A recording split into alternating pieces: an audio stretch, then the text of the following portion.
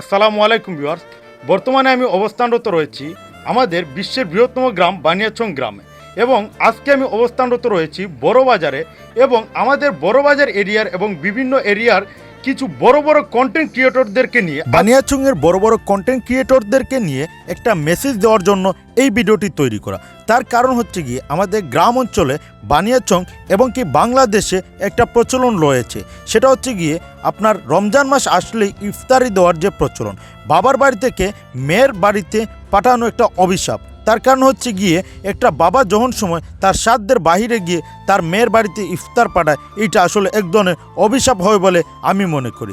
এর ধারাবাহিকতায় আজকে আমরা এইখানে বানিয়াচংয়ের প্রত্যেকটা কন্টেন্ট ক্রিয়েটরের একটাই মতামত ছিল যে এইগুলা অতিলম্বেই বন্ধ করতে হবে।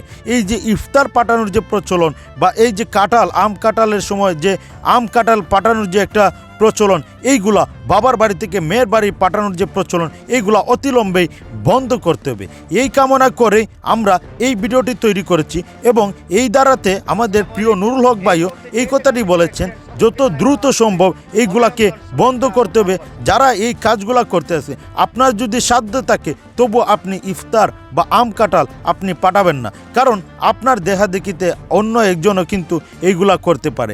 এর ধারাবাহিকতায় আমি মনে করি যে এইগুলা অতিলম্বে বন্ধ করতে হবে, আম কাঁঠাল পাঠানো বা ইফতারি পাঠানো। তো আমার এই ভিডিও ধারণ করার মেন উদ্দেশ্য হচ্ছে আমাদের বানিয়াচংয়ের বড় বড় কন্টেন্ট ক্রিয়েটরদের সাথে আলাপ আলোচনার মাধ্যমে আমরা এই ভিডিওটি আপলোড দিয়েছি যে যত দ্রুত সম্ভব এইগুলা অতিলম্বে বন্ধ করতে হবে, বাবাদেরকে শান্তি দিতে হবে। একটা বাবা এত কষ্ট করে লালন পালন করে এই দিনের জন্য।